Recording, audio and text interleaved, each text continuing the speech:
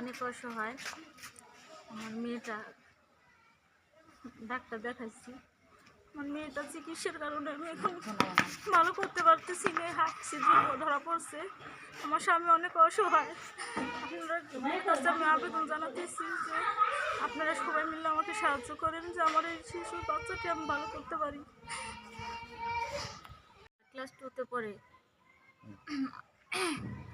আপনারা এখন যে যেখানে আছেন সবাই মিলে আমাকে একটু সহযোগিতা করেন যে আমার মেয়েটা সুস্থভাবে স্কুলে যাইতে পারে, সুস্থ হয়ে স্কুলে যাইতে পারে।